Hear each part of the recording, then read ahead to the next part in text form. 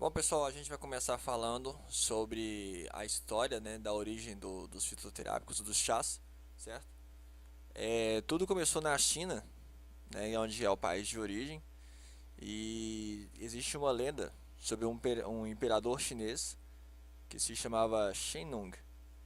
Em uma média de 2.737 anos antes de Cristo, ele pediu um copo de água fervida, né, e dentro da água veio algumas folhas da Camellia sinense. Bom, aí você se pergunta por que o imperador ele ia pedir água fervida. Bom, na China tem uma cultura medicinal, né, aonde o corpo consiste em dois elementos, Yang e Yung, certo? Então, por esse fato, né, de, de haver dois tipos de elementos no nosso corpo, eles entendem que precisa haver um equilíbrio entre esses dois elementos, Yang e Yung, ok? Então vamos supor, se você beber uma água gelada no calor, porque a gente sabe que lá na China, se vocês quiserem dar uma pesquisada, pode até pesquisar. Lá na China é assim, a água potável, ela é quente, ela é quente.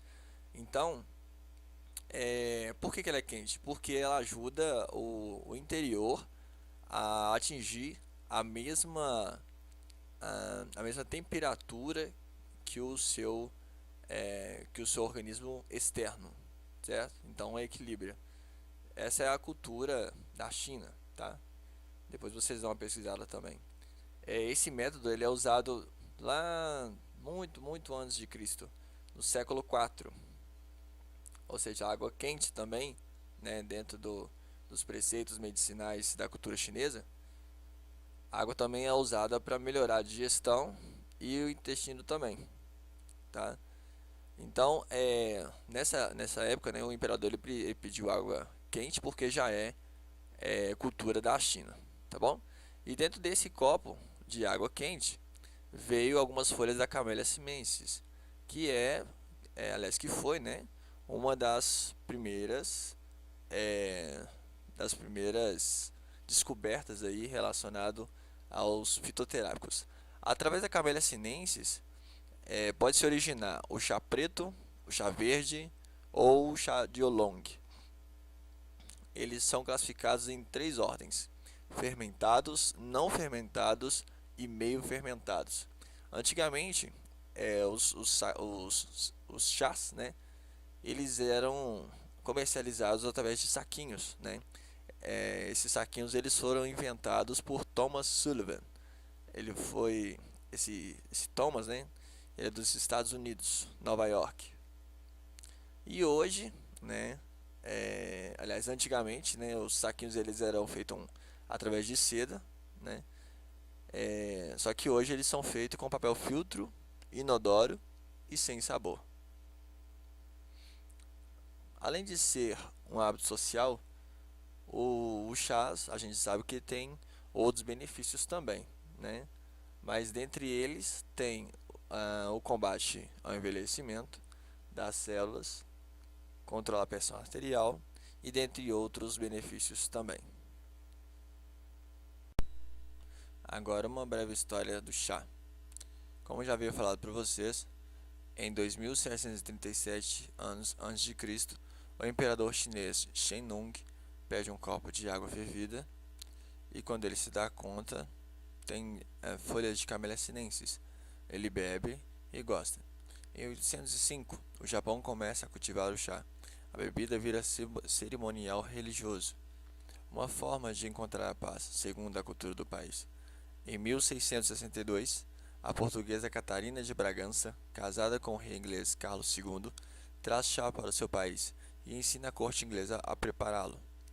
E é ela quem populariza o chá no Reino Unido. E em 1773, os Estados Unidos se revoltam com as taxas do chá impostas pelo Reino Unido. Em protesto, jogam tudo no mar. Começa então a Revolução Americana, que 3 anos mais tarde culmina na independência do país. Em 1812, chegam ao Brasil, no Jardim Botânico do Rio de Janeiro, as primeiras mudas de Camellia sinensis. E em 1820, Duquesa Ana de Bedford toma chá sempre às 5 da tarde. O hábito vira moda no Reino Unido, até os dias atuais. Em 1867, ingleses substituem as plantações de café no Sri Lanka pelas de chá. O país é hoje o maior exportador do mundo. E em 1904, nos Estados Unidos, começa a vender-se o chá em saquinhos de musselina e os infusores são aposentados. É por lá também que se inventa o chá gelado, entre outras diversidades de chás. Agora algumas curiosidades sobre o consumo de chá no mundo. Na Turquia, por exemplo, o mais consumido lá é o chá preto. Ele é o predileto na Turquia.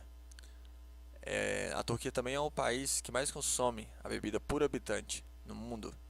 A preferência nacional, como já havia falado, é o chá preto, que é servido em pequenos cálices. A China, que é um dos pioneiros, no preparo e consumo, é o maior mercado de chá. Ela movimenta 9 bilhões por ano com a produção da bebida. É o único país a produzir em escala comercial as principais variedades de chás. A Rússia, ela criou um ritual próprio do chá. É o segundo maior mercado, é o segundo maior mercado. Tem sua própria cerimônia do chá, que se chama Chai Chat, e é o ato de se reunir e apreciar a boa bebida, que é o chá. E no nosso país, os preferidos por aqui são os consumidos por infusões, como camomila e capim-cidreira, geralmente achado na maior parte do nosso país. O chá verde e preto também ganhou adeptos a cada temporada. Na Inglaterra, a bebida da rainha, como é chamada, é o tradicional chá das 5.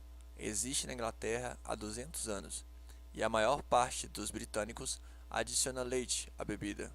Como já foi dito, cada chá é específico, Alguns pode ser adicionado leite, fruta, entre outros, e outros não.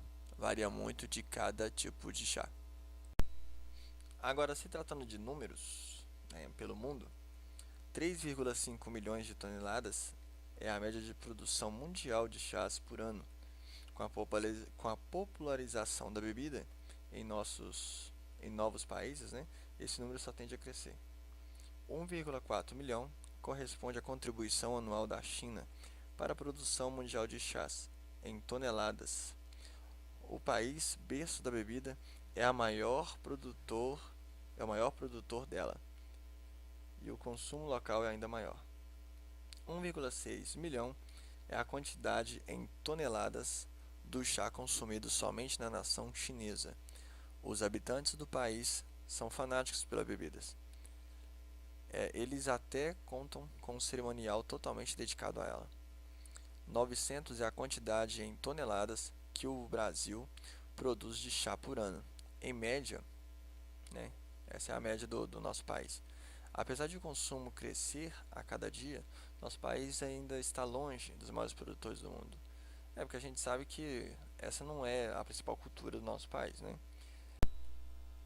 3.000 toneladas é o que o Brasil consome por ano, quando o assunto é chá. Ao compararmos esses dados com os números acima, entendemos que boa parte dos produtos que consumimos são importados. 1,6 xícaras são consumidas por cada habitante na Turquia em um ano. Faça a comparação. A nação toma de 3 a 4 xícaras por dia. 3.000 são as variações de infusões que levam o chá na mistura. Há para todos os gostos em diversos ingredientes, desde frutas, ervas e outras especiarias também. No Brasil, há 200 anos, as primeiras mudas de Camellia sinensis chegaram através de Dom João IV, o rei do Reino Unido. Ele trouxe para o Brasil em 1812 algumas sementes, para plantar já no Jardim Botânico, no Rio de Janeiro. Foi ali que iniciou a história do cultivo de chá no Brasil. 2 anos depois, em 1814, cerca de 300 imigrantes da região de Macau, na China, foram trazidos para trabalhar aqui nas plantações do Brasil, né, de chá. No entanto, a variedade chinesa de planta não se adaptou ao clima, né, do nosso país e foram substituídos pelo café, que naquela época era bem mais rentável.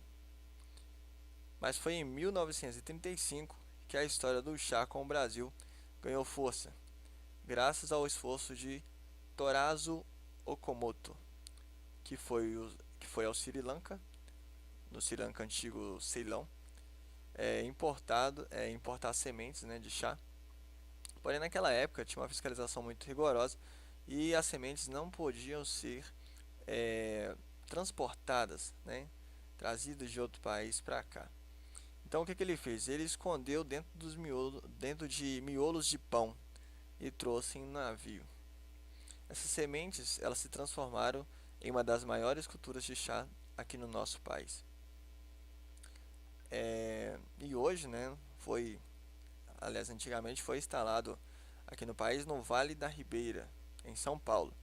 E hoje é conhecido culturalmente como a capital do chá.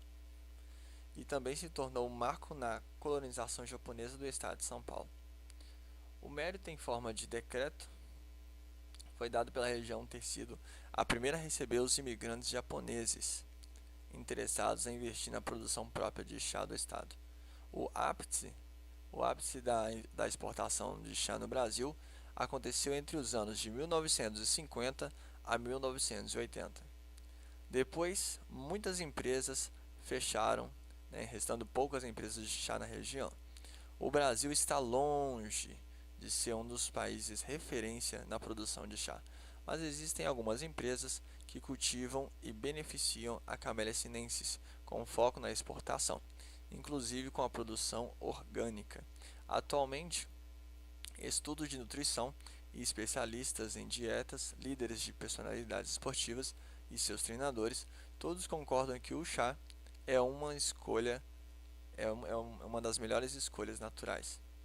O chá é uma bebida 100% natural, não passa por nenhum processo tecnológico de fabricação e deixado em conserva natural. Após as folhas terem sido colhidas, depois de classificadas, suas folhas são quebradas para liberar os sucos naturais e deixa fazer a fermentação ou oxidar naturalmente. Depois são enroladas secas, sorteadas e empacotadas em caixas. Nenhum aditivo, nenhum aroma artificial, nenhuma coloração, nenhum conservante, 100% natural. Isso é verdade na maioria dos chás aromáticos, né? Como o chá de jasmim, o qual as flores de jasmim são adicionadas, né, no estágio de secagem, ou o Earl Grey, o qual tem o óleo cítrico da bergamota, adicionado ao seu estágio de mistura também. O mesmo é o caso com a maioria dos chás, onde vai frutas e ervas. Hoje, as pesquisas científicas estão encontrando evidências para confirmar outras doutrinas centenárias sobre o poder da bebida para prevenir doenças e prolongar a vida. Tudo isso são boas notícias para o planeta, já que o chá é a maior e mais largamente bebida consumida em todo o planeta.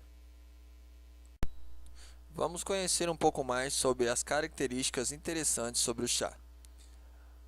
É de uma planta apenas que vem uma variedade imensa dos chás. Assim como as uvas produzem vários tipos de vinhos, por exemplo, a planta de nome Camellia sinensis produz inúmeros tipos de chás. Tudo depende de fatores como localização geográfica, tipo de solo, colheita realizada nesta ou naquela estação do ano. O resultado do cultivo milenar dessa planta é uma enorme variedade de chás consumidos pelo mundo afora, todos com características e sabores muito particulares. No mundo, são produzidos quase 3.000 tipos de chás. Dentre as principais nações produtoras estão Índia, Sri Lanka, China, Japão, Indonésia, Inglaterra, Irlanda e África do Sul. Os pretos e verdes vêm da mesma planta, e o que diferencia um do outro, como já falado, é apenas o processo de produção e colheita. O preto, verde, branco, aromatizado, de flores e frutas e erva mate e outros também. Bom, os chás eles podem ser vendidos em granel, enlatados ou sachês e outras formas também que são comercializados. Vamos falar um pouco sobre os benefícios de alguns dos chás mais conhecidos. A gente tem o chá branco, ele desintoxica, ele acelera o metabolismo e é diurético também. O chá verde diminui o colesterol, controla a pressão arterial e ativa o sistema imunológico. Chá 30 ervas dificulta a absorção de gordura e combate estrias e celulite. Chá do hibisco reduz gordura, ajuda na retenção de líquidos, a fazer a eliminação. Chá de canela e gengibre, ambos aceleram o metabolismo e melhora a disposição também. Chá de oliveira ajuda a eliminar a gordura da região da barriga. São os chás mais utilizados, tá? A gente tem aí mais benefícios de outros tipos de chás. Eu vou estar postando também a imagem só para vocês acompanhar, porque são muitos chás, muitos benefícios, beleza? Então, esses são mais benefícios de outros chás. A gente tem o chá preto, chá branco, vermelho, verde, alcachofra, passiflora, flor laranjeira e por aí vai. E cada tipo de chá é específico para uma coisa, A gente tem aí dentre eles chás termogênicos, antioxidante, alguns chás que são bons para a pedra nos rins, alguns chás que eles provocam diarreia, que no caso, em alguns casos são limpeza do organismo. Tem alguns chás que são bons para insônia, digestão, alguns outros são diurético, alguns outros são para tontura, inchaço, tá bom? E por aí vai. Bom, por hoje termina aqui mais uma aula, do nosso curso, tá bom? Eu aguardo vocês na próxima etapa. Até breve.